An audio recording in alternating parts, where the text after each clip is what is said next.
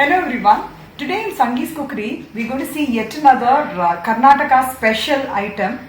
It's called Bisebala Bath or the Bisibala Huli Anna, they call it as. So basically, Bisi means hot, Huli is tamarind and Anna means rice. So it's a mixture of all these three ingredients. And this is a very special recipe. I learned it from my Kannadiga friend. She's from Mysore and she has learned this dish from her grandmother. So it's a very authentic dish.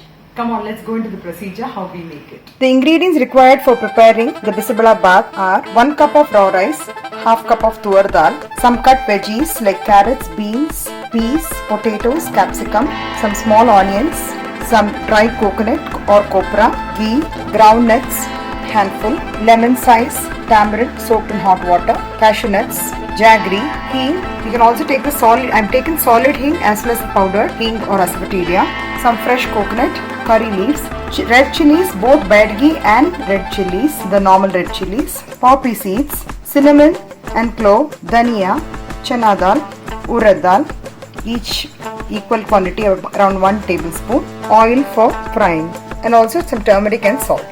I'm going to put in the pressure pan directly 1 cup of rice. Take the smallest cup as much as possible because when you add along with veggies, it's going to have a large quantity. And I'm also going to add the vegetables.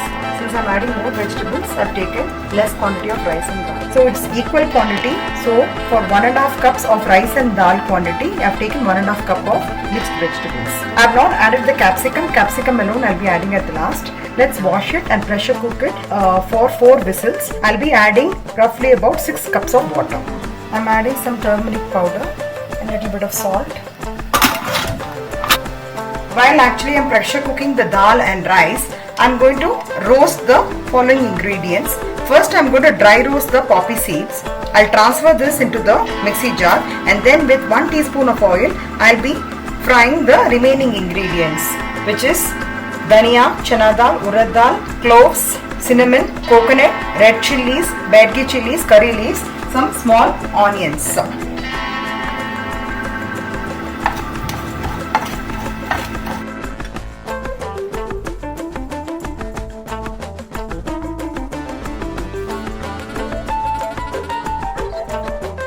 I've added 1 teaspoon of oil and I'm going to fry some copra pieces. Now the copra pieces are fried nicely. I'm going to transfer half of copra in the mixie for grinding and the remaining I'm going to keep it while seasoning.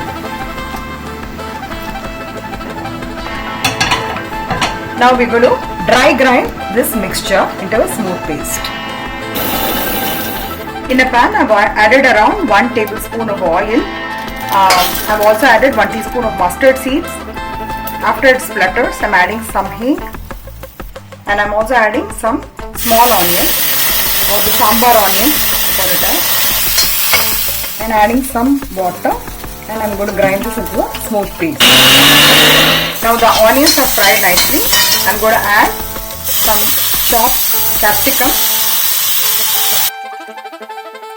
I'll add little bit of salt required for the veggies.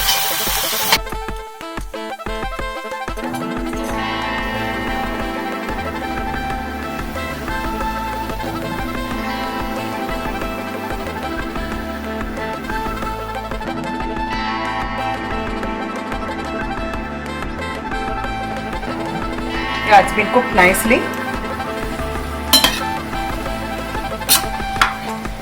I'm going to add the cooked rice and dal in the tamarind mixture.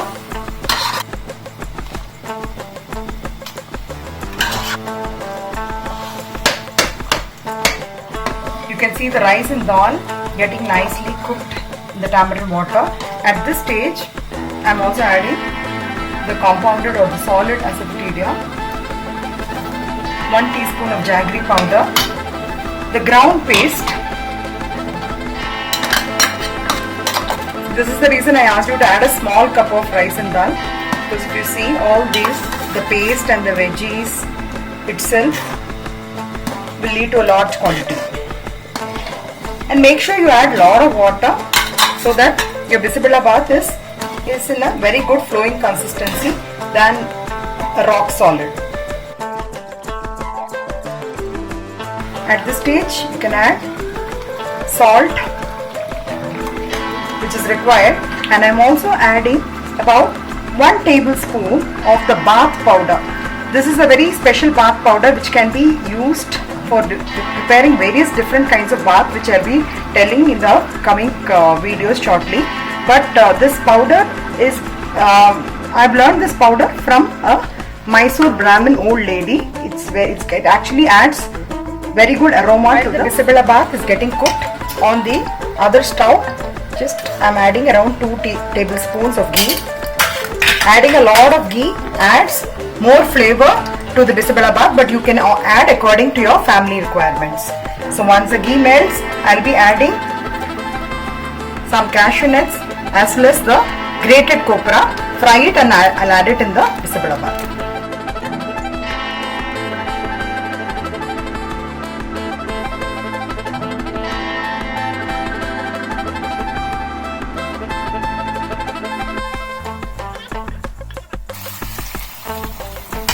And I've also fried some Badgi chilies and some curry leaves, which I'll be adding as a decoration.